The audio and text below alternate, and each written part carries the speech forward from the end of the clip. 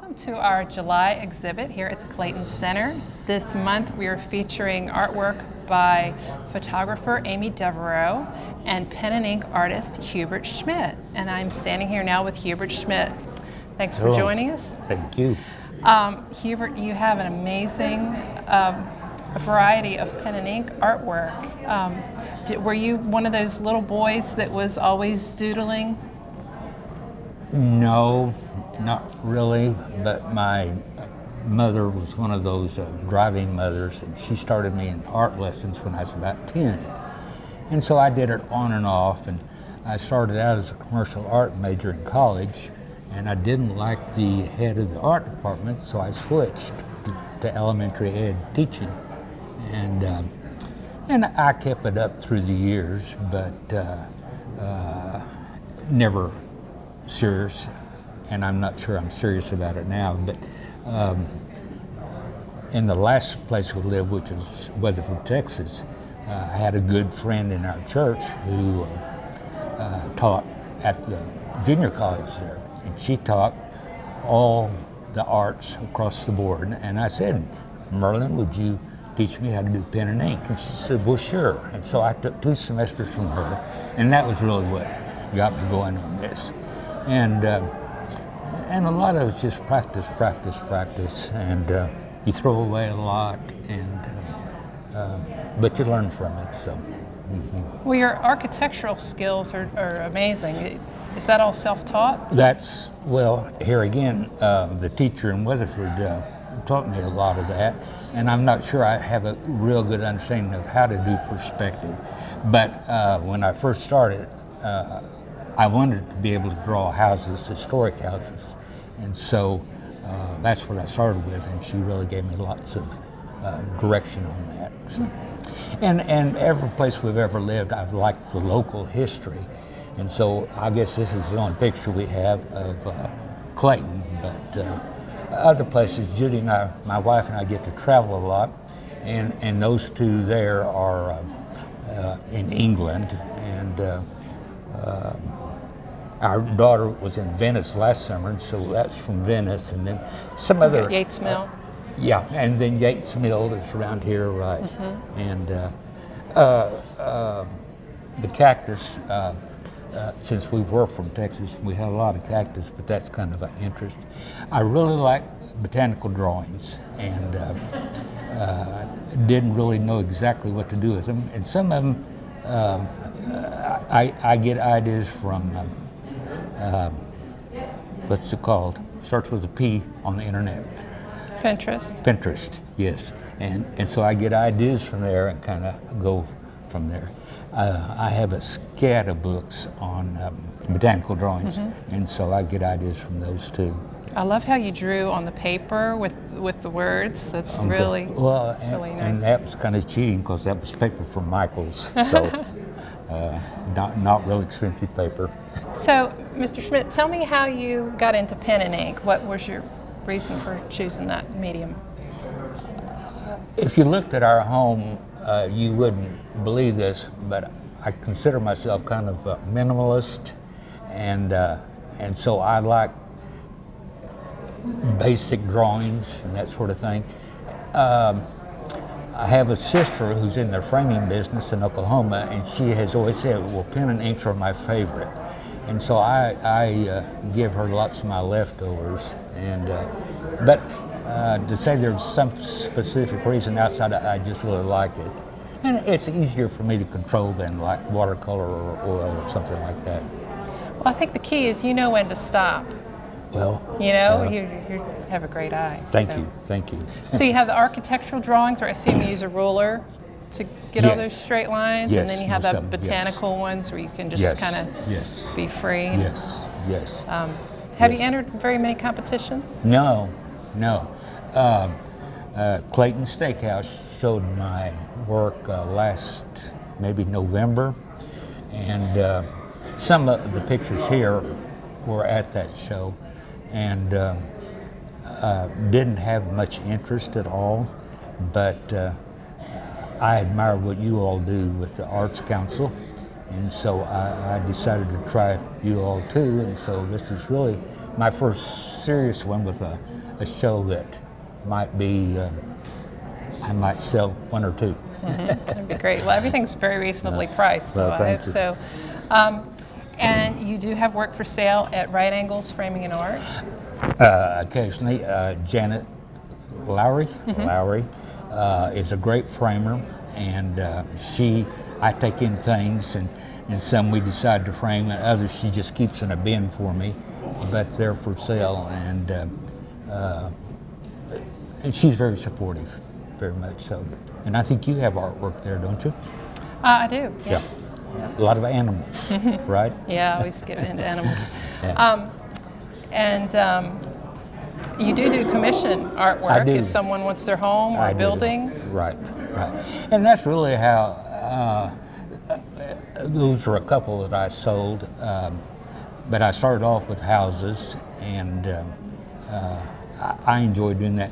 And I prefer to go take the picture myself of the house, and I do a lot of photography just to take home and then draw, but I'm not a great photographer, but I get what I want, Right. pen and ink. Right. So, Right. yeah.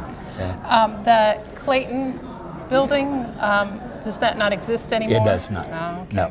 And I got that picture out of, is her name Bumgardner at the library, who does a lot of local history, and she's the one that did the book. And again, I like historical things, so that was the one I thought I could easily duplicate, and I did. So yeah. I haven't tried any of the houses like the Wagner House and some of these others. I did do Mr. Gaddis's house, Mockingbird, Bluebird Inn, Bed and Morning Breakfast. Glory. Morning Morning Glory. Glory. There we go. Yeah. Yeah, that's I tricky. did You have to this. get it when the trees are I guess during that's the winter. Right. That's right. That's right. And so that's about it. What else, Amy? Well, I don't know, what would be the best way for someone to contact you if they were interested in a commission or one of your pieces? Well, I'd be glad to give a phone number or email. Probably the easiest way, well, you tell me. What would be the easiest way? Maybe email? would be good. Should I rattle it off now? Okay. Our phone number is 919-879-8143, and our email is Schmidt, HUJUSCHMIDT @gmail.com. And I would love to hear from people, and I'd be glad to respond. Well, thank you so You much. bet. Thank and I you. hope that you will enter something in our art fair Thank you. this year. I hope That'd to. be great. Hope Okay. to. I'm here with Amy Devereaux, and she is a photographer who, if you've seen her work, she has just traveled all over the world taking amazing photos. Thank you for being with us, Amy. Well, thank you for having me. I'm glad to be here. Great. Well, and when did you start taking photos?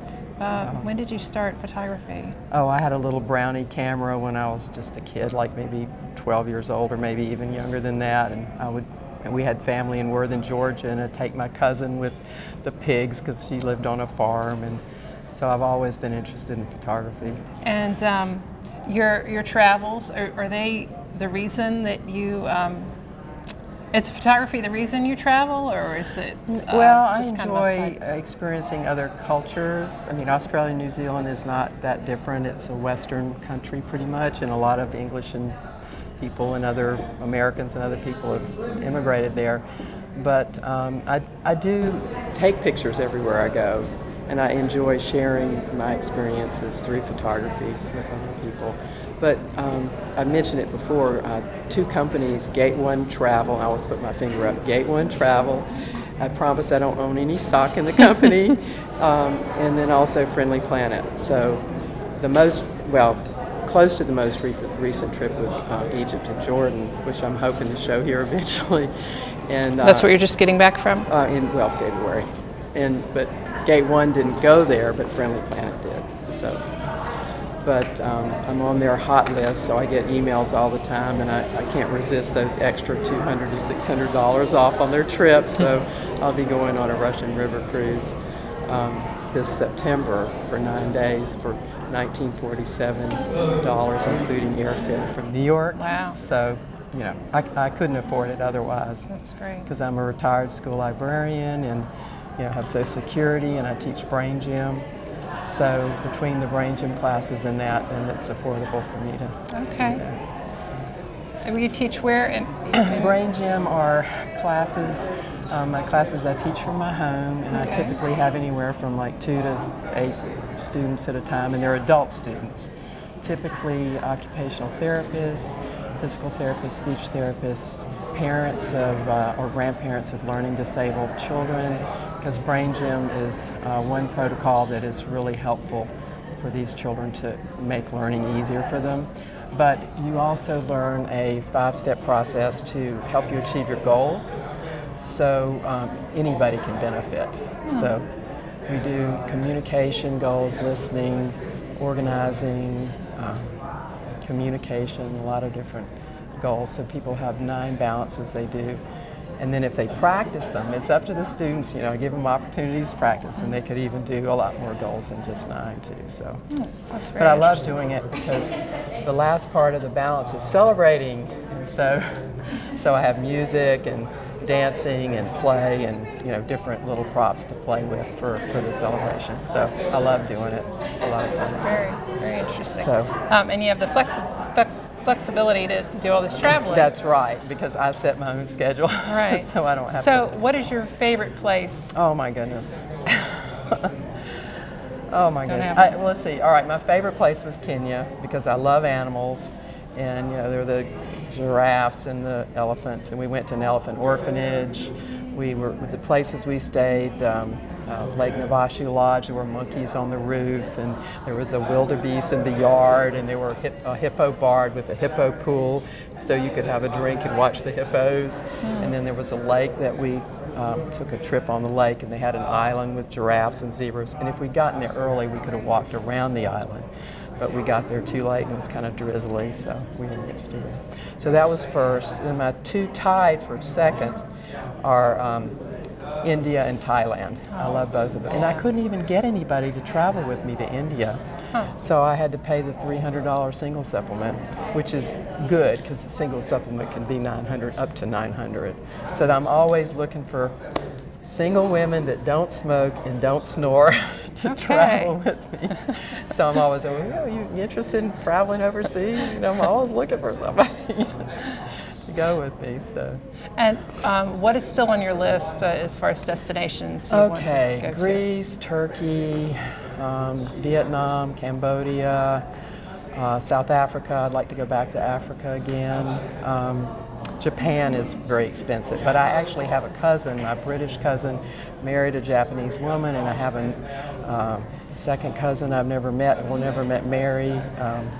And so I would like to, and my cousin died, so it would just be, and they're in Kyoto, so I do want to go there eventually. So, and I'd like to go to Scotland. I mean, I just want to go everywhere. Do you have any interesting or maybe dangerous stories as related to your photography, trying to capture certain things? No, volcanoes were safe. And when I went to Egypt, people were thanking us for coming because their tourism has dropped 75%. And the young people wanted take their pictures with us when we were at the pyramids, and that was fun too, riding the camel. And then when we went to Petra in Jordan, we rode the horses back from Petra. And so that was a wonderful experience too.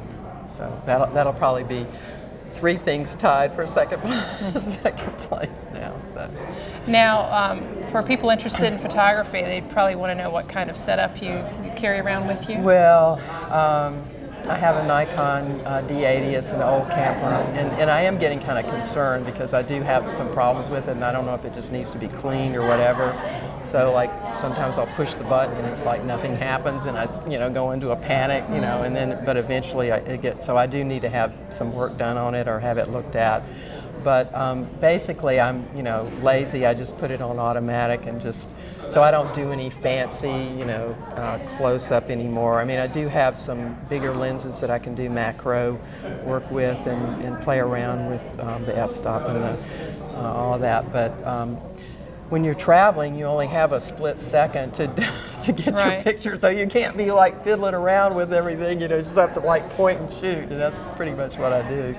Now, Because you're in a bus half the time, and then you're trying to avoid the reflections on the bus so that you don't have a bunch of reflections in your picture. Because they don't always, you know, some bus drivers are great, and they'll actually stop along the road when you see the buffalo plowing the field in Peru or something like that. One bus driver did that, but you don't always get lucky like that, so you're just doing it out the window. You know. Now, do you play with any Photoshop, or are you a purist as far as your photography? Well, I have some very low-tech Microsoft Picture It, and so I might just tweak the contrast a little bit, or the brightness, or that kind of thing. But pretty much what you see is, you know, how it was shot and what it looked like. It's not that I'm a purist. It's just I